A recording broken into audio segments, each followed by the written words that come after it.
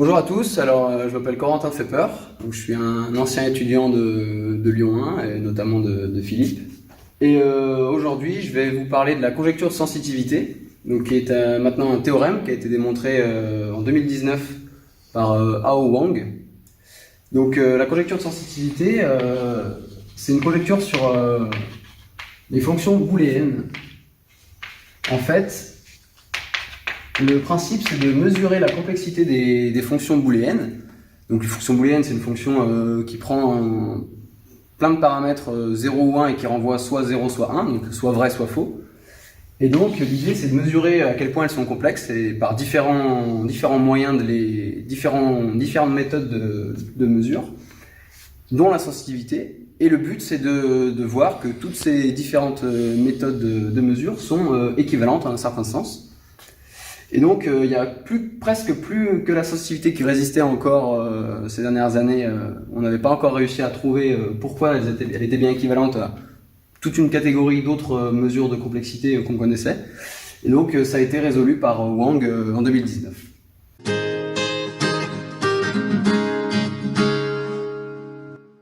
Alors, avant de passer directement à la preuve, à ce qu'est la conjecture et à sa preuve, on va s'intéresser un peu à ce que c'est l'hypercube, et notamment au sous-graphe de l'hypercube.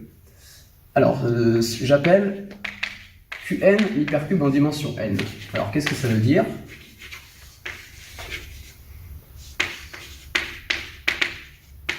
Alors, n égale 2, on connaît, c'est juste un carré.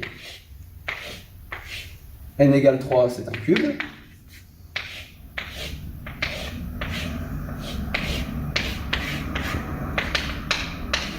Alors, n égale 4, ça commence à déjà être un peu plus compliqué à dessiner, mais il y a quand même une technique pour dessiner un hypercube de dimension 4 juste sur le tableau. C'est qu'on dessine un cube, exactement comme on l'a fait juste au-dessus. Et puis à côté, on dessine un autre cube, comme ça, hop.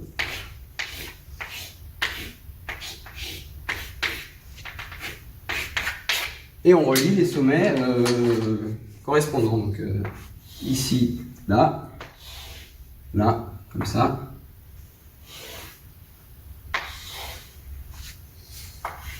Et ça nous fait un hypercube en dimension 4. Alors, les notations, on peut le noter ça en coordonnées. Donc ici, par exemple, ce point-là, ça va être le coordonné 0, 0, 0. Ici, ce serait 1, 0, 0. Ici, 0, 1, 0. Celui-là, 0, 0, 1. Bon, etc. Là, ça va être 1, 0, 1. Ici, 1, 1, 1. Et là, qui c'est qui me manque? Ici, il me manque 1, 1, 0. Et là, il me manque 0, 1, 1. On peut faire pareil là, où on met exactement la même chose, les mêmes coordonnées, en rajoutant un 0 devant les coordonnées du premier cube, et un 1 devant les coordonnées du deuxième cube. Et alors, qu'est-ce qu'on remarque sur ce graphe qui est dessiné comme ça? C'est que deux sommets sont voisins lorsque leurs coordonnées diffèrent exactement en un seul endroit en fait. Donc voilà, ici, c'est les voisins de 0, 0, 0, c'est quand il y a un seul 1, soit là, soit là, soit là. Ça diffère en un seul endroit. Et c'est exactement la même chose pour l'hypercube en dimension 4 et même en dimension supérieure. On dit que, alors là j'ai oublié de relier ici, hop. Donc les voisins, c'est, j'ai 4 coordonnées ici, hein. Je vais mettre celui-là pour commencer, puis c'est pareil à la suite. Et les voisins, c'est quand il y a une seule des 4 coordonnées qui change. Alors maintenant, la question qu'on va se poser, c'est si je prends des sous-graphes de ces hypercubes, donc si je prends juste un certain nombre de sommets, une première question qu'on peut se poser, c'est, par exemple dans le cube, ou après en dimension différente, combien je peux prendre de sommets tels qu'aucun ne soit relié par une arête. Donc si on fait un dessin du cube, encore, hop. Alors, on voit qu'on peut prendre, évidemment, deux sommets qui ne sont... Alors, il faut que je le fasse en entier, le dessin. Voilà. On voit qu'on peut prendre, évidemment, deux sommets qui seront reliés par aucune arête. On peut aussi on peut en prendre plus, on peut en prendre 3. Alors il ne faut pas que je prenne ça comme ça parce que ça va pas marcher jusqu'au bout. Donc je peux prendre 2 sommets comme ça qui sont reliés par aucune arête. Je peux en prendre 3 si je ferais celui-là. Et je peux en prendre un 4e avec celui-là. En fait, j'ai 2 manières de faire ça. C'est, vous voyez, là, ça forme un tétraèdre à l'intérieur du cube. Et j'ai le tétraèdre en prenant les 4 autres sommets là que j'ai pas choisis. Donc vous voyez que là, je peux choisir 4 sommets.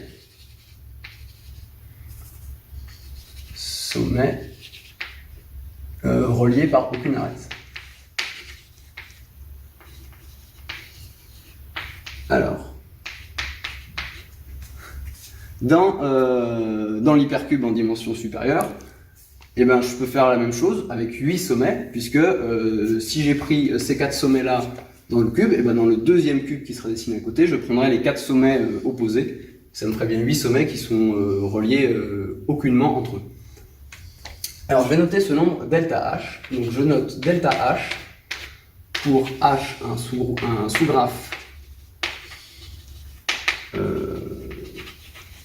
de l'hypercube. Donc je note delta H, le nombre maximal, le degré maximal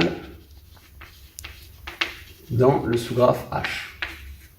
C'est-à-dire que, donc vous voyez ici, il n'y a aucune arête, donc le degré maximal delta H ce serait 0. Si je prends un autre point, ici, bah celui-ci il est relié à 3 autres sommets.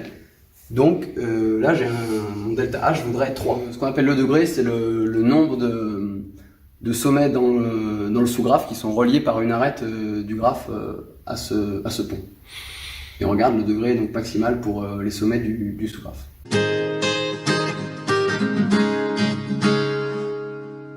Ok, donc maintenant une autre question qu'on va se poser, c'est...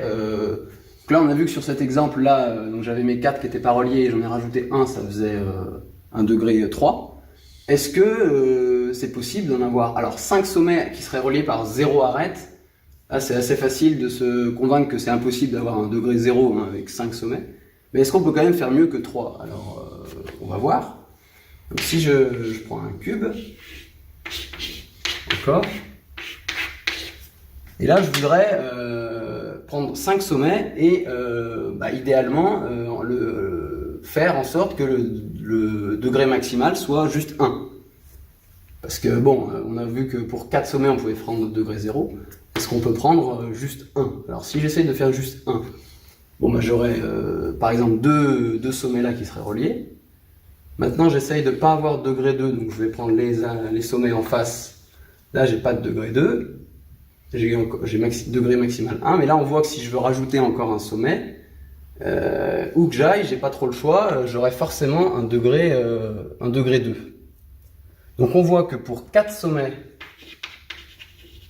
je peux faire degré 0. Mais dès que je passe à 5 sommets, je suis obligé d'avoir minimum degré 2. Bon, alors on pourrait regarder ça en dimension supérieure, là ça deviendrait vraiment compliqué à se convaincre avec les mains que c'est vrai. Si je prends l'hypercube en dimension 4, c'est la même chose, avec 8 sommets, je peux faire du degré 0, avec 9 sommets, je suis obligé de faire du degré 2 déjà. En dimension 5, c'est encore pire, c'est-à-dire que avec 16 sommets, je peux faire 16 sommets degré 0, donc toujours la même méthode, j'en prends 1 sur 2.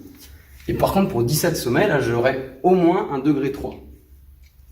Et donc ce résultat se généralise, et c'est ça qu'a démontré Wang, donc en 2019. Ça dit que si je prends un sous-graphe de l'hypercube en dimension n, donc n quelconque, avec 2 puissance n moins 1, donc la moitié du nombre de sommets de l'hypercube, plus 1, donc c'est ce qui correspond à mon 5, mon 9, mon 17 en dimension petite, sommet. Alors, donc ce que j'ai appelé delta H, le degré maximal est supérieur à racine de n. Donc ça, c'est Wang 2019. Et c'est ce qu'on va essayer de démontrer par la suite.